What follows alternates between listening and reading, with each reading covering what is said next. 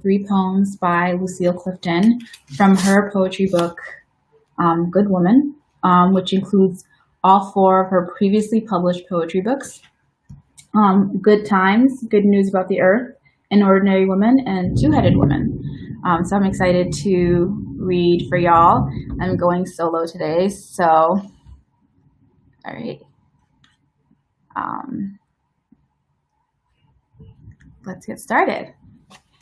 So Lucille Clifton was an American poet, originally from Buffalo, New York, but she lived herself in Maryland, so she lived in Maryland for quite some time and was the Poet Laureate of Maryland from 1979 to 1985. I would describe Lucille Clifton's poetry as being pretty accessible, and one of the reasons that I chose her was because of her work being extremely grounding. Oftentimes I'm inspired to read her work because I myself am experiencing some writer's block, and I'll just pick up her book and I'll read some of the poems, and it will help me with writer's block because it invites me to introspection and just to think about the world. That's what I'll say about her poetry. I'm going to be reading 3 of her poems because her poems are quite short. So I'm going to be reading 3 poems from the collection Good Times. It's a big thunderstorm outside, so if you hear thunder, I apologize. That's just the weather today. But yeah, I'm going to read 3 poems. The first one does not have a title, and it goes like this. Those boys that ran together at Tillman's and the pool room, everybody see them now and think it's a shame. Everybody see them now, remember they was fine boys. We have some fine black boys. Don't it make you want to cry?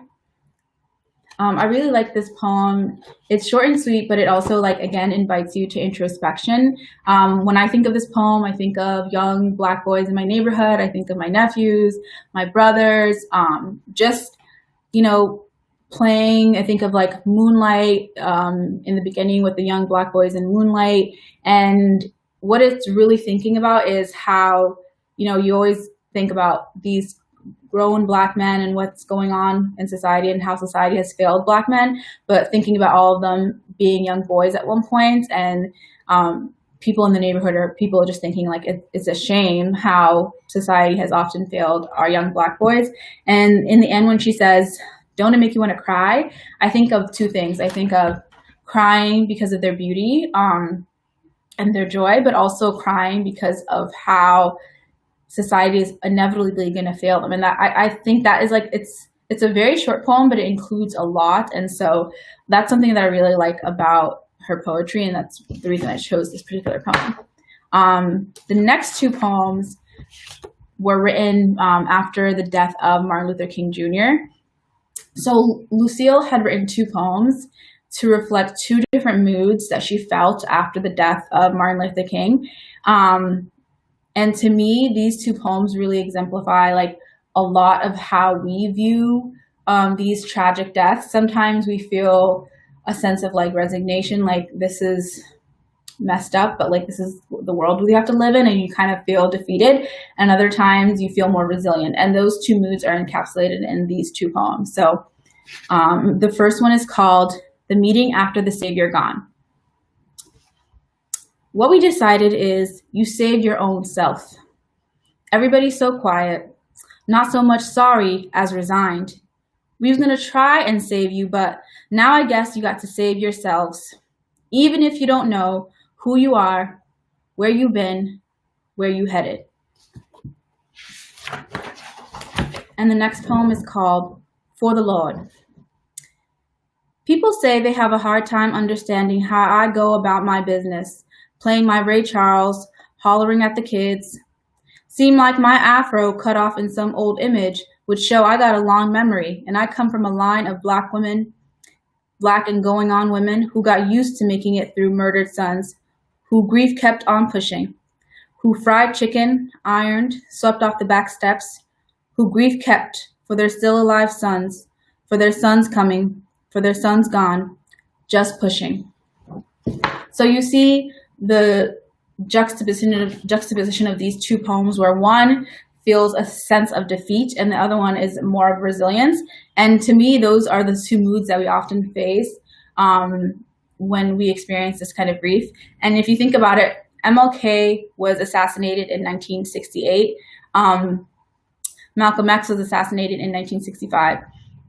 And thinking about how much people felt in those times, and this is why I really love poetry that kind of encapsulates emotions from the past, because oftentimes we learn about these histories in very black and white terms. You learn about the deaths, you learn about the time period, you learn about what was happening, the facts of the day, but you don't really learn about the emotions of how people felt in those moments. And to me, I love poetry like this because it really takes you back into those moments and see how like similarly we felt today as we felt back then. You know, like I can relate to this poem after the deaths of Trayvon Martin or the deaths of Mike Brown. Like these are the feelings that I felt as well, both a feeling of defeat and a feeling of resilience. And seeing that in these moments, this poem being written in 1968, that's the same feeling that Lucille Clifton had. But also like For the Lord makes me extremely like upset. I feel extremely upset because thinking about how Black women, we often have to keep pushing during times of grief. And she says, who grief kept for their still alive sons, for their sons coming, for their sons gone, just pushing. And thinking about how we have to kind of carry that burden. And again, it's this feeling of resilience, but also a feeling like, I feel like, yes, I'm resilient, but at the same time, I'm a little sad and upset that this is the fate that we have to be the ones that can keep the community together and have to keep pushing despite all the things that we've experienced. So those are the two poems that I really enjoyed from this collection. And what I'll say, closing with about Lucille Clifton, is that her poetry really is about the way of living in the world. One thing she says is, I don't produce text to study, and poetry is a way of expressing something that's difficult to express. And that's something I really relate to about her work. It is about those things that are difficult to express. It invites you to think, it invites you to meditate on her words. And it really like encapsulates feelings that you yourself probably feel, but don't have the words for.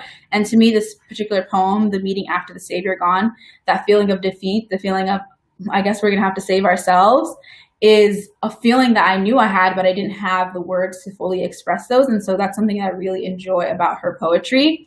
And the last things I will leave you with is a quote by Lucille Clifton about poetry itself. According to Lucille Clifton, you come to poetry not out of what you know, but out of what you wonder. And so I think if you have a difficult time reading a lot of, more formal poetry that is a lot, more difficult to read, I would really start with Lucille Clifton's work. She loves ordinary, everyday language and talk. Her work is very close to spoken word, and that's something that I really enjoy. So that's what I'll leave you guys with, and hope you guys enjoyed this poem. I'm going to share these poems, the text of these poems later. So thank you so much.